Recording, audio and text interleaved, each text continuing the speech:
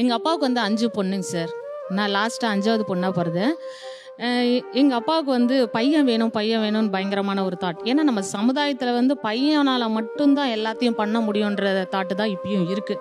அதனால் நான் 5ஆவதாக வேண்டா விருப்ப ஒரு பொண்ணாக பிறந்தேன்னு எங்கள் அப்பா என்ன பண்ணிட்டாருன்னா என்னை ஸ்கூலே சேர்க்கலைங்க சார். அதுதான் என்னோட முதல் அடி. மாடு மேய்ச்சா கூட காசு கிடைக்கும், அதை விற்றா.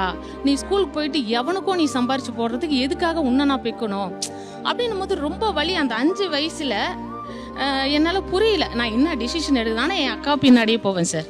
அப்போ அவங்க 2nd ஸ்டாண்டர்ட் படிக்கும்போது நான் 1st ஸ்டாண்டர்ட் போய் உட்காரும்போது எங்கள் டீச்சர் டெய்லி அட்டனன்ஸ் எடுக்கும்போது தானே உன் பேரே இல்லை, வெளியில் நில்லு, ரொம்ப வலிக்கும் சார். நான் டெய்லியும் போய் அப்பாட்ட சொல்லுவேன், அப்பா என்னை டீச்சர் திட்டுறாங்கப்பா, என்னை பேர் சேர்ப்பா, ப்ளீஸ்ப்பா, நீ பையன் நினைக்காத, பையன் இல்லைன்னு. சத்தியமாக உன் கனவு எல்லாத்தையும் நான் நிறைவேற்றுவோம்ப்பா, நான் உன்னை பெரிய இடத்துல மரியாதை பண்ணுவேன், நான் பெரிய ஆளாகும்ப்பா, என்னை நம்புப்பான்னு கெஞ்சுவேன். ஆனால் எல்லா விதத்தில் சமுதாயத்தில் அரசு டீச்சர்ஸுங்களாம் இருக்காங்க பிள்ளைங்களா, அவங்க இல்லைன்னா ஒரு நல்ல மாணவியோ நல்ல ஒரு இதோ உருவாகவே முடியாதுங்க சார் சத்தியமாக. அப்போ ஒரு கடவுள் மாதிரி ஒரு தேவதை மாதிரி கவர்மெண்ட் டீச்சர் ஜெசிந்தா ராணின்னு என் வாழ்க்கையில் வந்தாங்க சார். அட்டனன்ஸ் எடுக்கும் போது தான் வெளியே நிற்பாங்க, அதுக்கப்புறம் உள்ள நிற்க வைப்பாங்க. சாப்பாடு இல்லாமல் போயிருக்கேன், ஆனால் என் டீச்சர் சாப்பாடு எடுத்து ஊட்டியிருக்காங்க.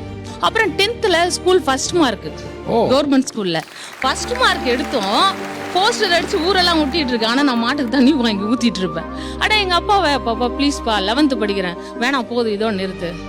அப்ப ஒவ்வொரு வாட்டியும் இந்த சமுதாயத்துல ஒரு பெண்ணும் போராட வேண்டியது இருக்கு சார். கண்டிப்பா போராட வேண்டியது இருக்கு. இன்னைக்கு நான் தலைமைச் செயலகத்துல ஒரு தாசில்தார் கேடர்ல இருக்கேன் சார்.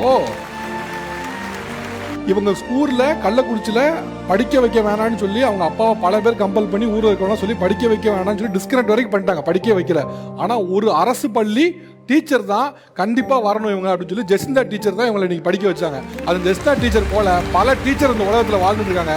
அவங்க எல்லாருக்கும் மிகப்பெரிய வாழ்த்துக்களை சொல்லணும். ஏன்னா நிறைய நேரங்களில் அரசு பள்ளியில் சரியா வேலை செய்ய மாட்டேங்குது, அரசு பள்ளி இயந்திரம் சரியா இருக்க மாட்டேங்குது, அரசு பள்ளியில் இருக்கவங்க வந்து ஓபி அடிக்கிறாங்க, டீச்சர் இருக்க மாட்டேங்குதுன்னு பல விஷயங்களை, பல புகார்களை, பல விமர்சனம் வைக்கிறோம். ஆனா அதே அரசு பள்ளி தான் இன்னைக்கு ஒரு தாசில்தார் உருவாக்கி இருக்கு.